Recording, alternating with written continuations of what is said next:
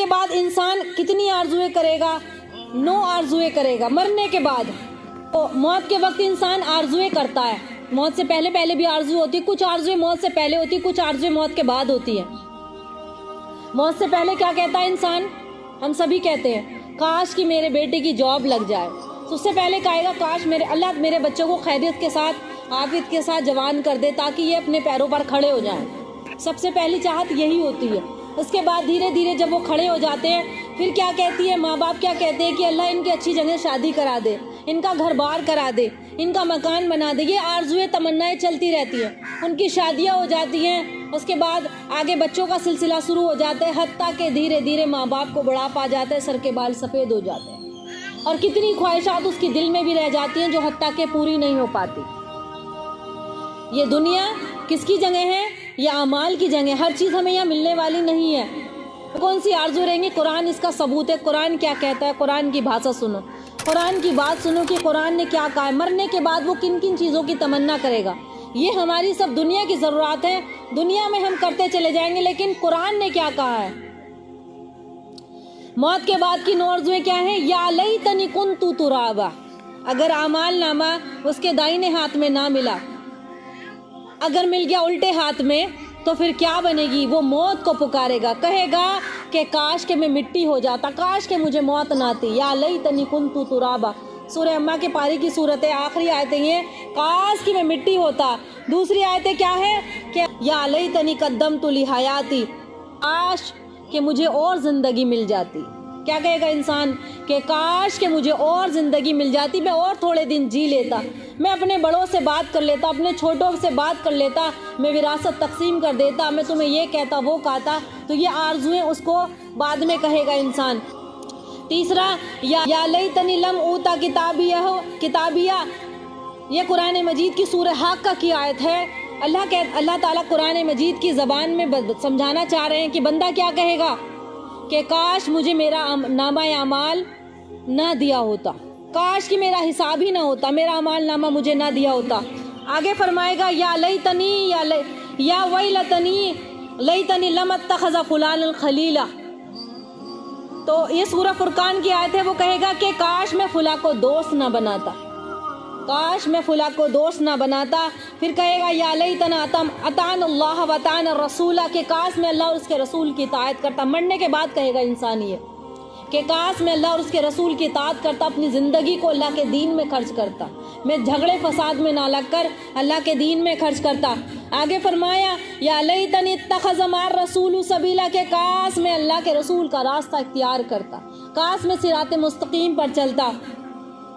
Number 7 یا لیتنی کنت معہم ففوزوا فوزا عظیما، کہ کاش میں بھی ان کے ساتھ ہوتا تو بہت بڑی کامیابی مجھے ملتی۔ یہ مرنے کے بعد آرزویں کرے گا انسان کہ کاش کہ مجھے بہت بڑی کامیابی ملتی اگر میں ان کی بات مان لیتا، میں نبی کی بات مانتا، میں قرآن کی بات مانتا، میں علماء کی بات مانتا، تو مجھے بہت بڑی کامیابی ملتی۔ بہت کا مطلب بہت بڑی کامیابی ملتی۔ آگے فرمایا یا لیتنی لم اشرک بربی احدا، کہ کاش میں اپنے رب کے ساتھ کسی کو شریک نہ ٹھہراتا، کاش کہ میں اپنے رب کے ساتھ کسی کو شریک نہیں ٹھہراتا۔ آخری کیا ہے کہ یا لیتنا نرد ولا نکذب بآیات ربنا ونکون من المؤمنین، کہ کاش کوئی صورت ایسی ہو کہ ہم دنیا میں پھر بھیج دیے جائیں۔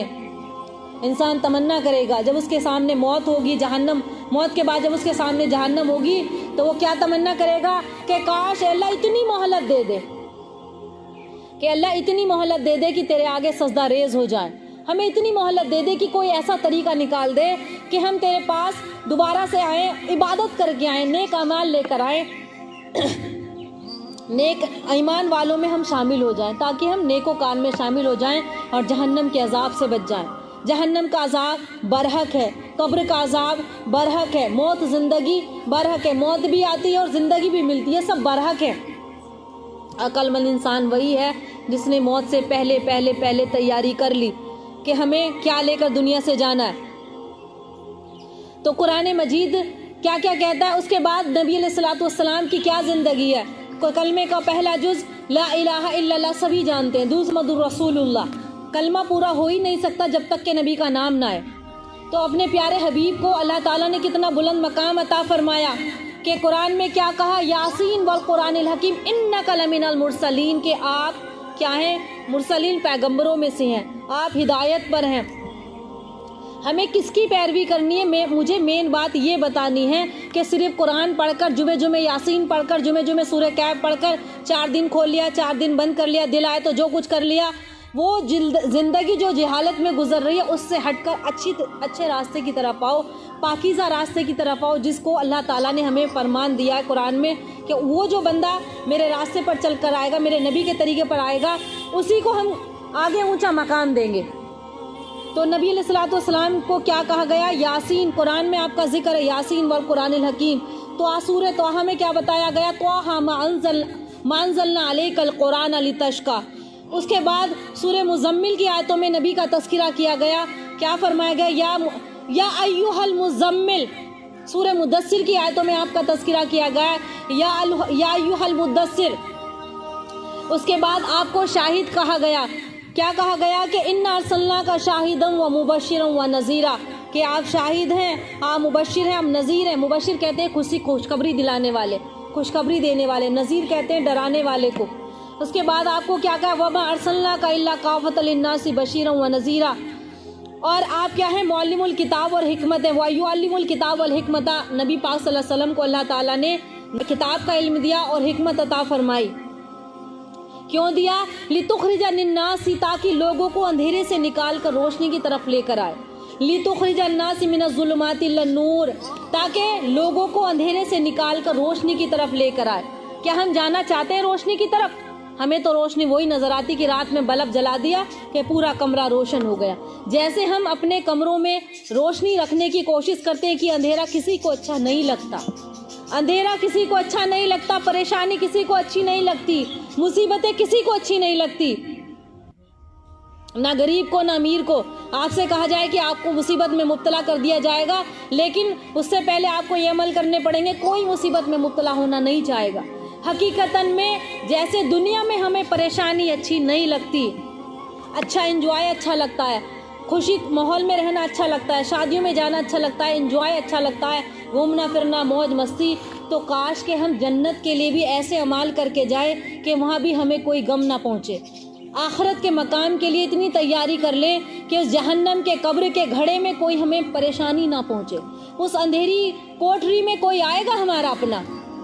بڑے سے بڑے اللہ والے انبیاء چلے گئے، صدیقین، صالحین، 1.25 لاکھ انبیاء، 1.25 لاکھ پیغمبر، سب نے ایک ہی دعا مانگی، اے اللہ تجھے راضی کرنے کے لیے آئے تھے، کاش کہ اللہ تو ہم سے راضی ہو جا۔ دنیا کا کوئی انسان کیا کہہ سکتا ہے کہ نہیں ہم نے تو عمل کر لیا، میرے پیچھے کوئی کرنے کی ضرورت نہیں ہے؟ ایسا کوئی نہیں کہہ سکتا۔ مرتے جیتے جی تو کرنے ہی ہے، اس کے بعد بھی ایسی اولادیں چھوڑنی ہیں تاکہ وہ صحیح عمل کرے اور ان کی قبروں میں ثواب پہنچائے۔ قبر کی منزل ایک ایسی واحد منزل ہے جس کا مزہ ہم سب کو چکھنا ہے، ہم سب کو موت آئے گی، اور جہنم میں بھی جانا ہے، جنت میں بھی جانا ہے۔ اگر صرف جہنم میں جاتے تو اللہ جنت کو کیوں بناتا، اور صرف جب جنت بن جاتی تو اللہ جہنم کو کیوں بناتا؟ لیکن صرف کس کے طور پر؟ آزمائش کے طور پر، کہ ہمیں بھیجا گیا ہے کہ ہم آزمائش میں مبتلا کیے گئے ہیں کہ دیکھو کون تم میں اچھے عمل کر کے آتا ہے۔ کس کی اطاعت کرنی ہے؟ اللہ اور اس کے رسول کی اطاعت کرنی ہے۔ وہ اطاعت صرف تمہارے 5 وقت کے سجدوں سے پوری نہیں ہوتی۔ 5 وقت کے سجدے اگر کسی کی غفلت میں ہونا کہ ہم نے صرف 5 ٹائم کی نمازیں پڑھ لی وہ کافی ہیں، یا حج کر کے آ گئے، عمرہ کر کے آ گئے، وہ ایک ایسے فرائض ہیں۔ ارے حج تم پہ جو مال والا ہے اس پہ فرض ہے، نہ کرے گا تو گنہگار بنے گا۔ نمازیں فرض ہیں، نہیں پڑھیں گے تو گنہگار بنیں گے، اور فرض کس کے لیے؟ مومنوں کے لیے، نہ کہ غیر مسلم کے لیے۔ جس نے پڑھ لیا لا الہ الا اللہ محمد رسول اللہ، اس پر وہ ایمان والا بن گیا، اس پر نماز کیا ہے؟ فرض ہے۔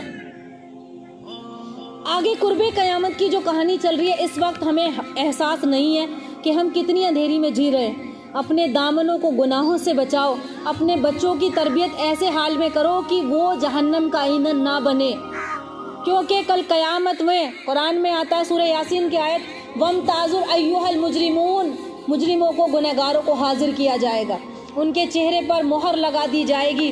ان کی ماں کتنی محبت والی دیندار بھی ماں ہوگی، لیکن اگر ان کے اعمال نامے ایسے نکل گئے کہ جہنم میں داخل کر دیا گیا، تو ایک ماں جو 70 ماں، کتنی ماں کی محبت کی مثال دی گئی ہے، وہ اپنے بچے کو، اپنی بیٹی کو چھڑا نہیں پائے گی۔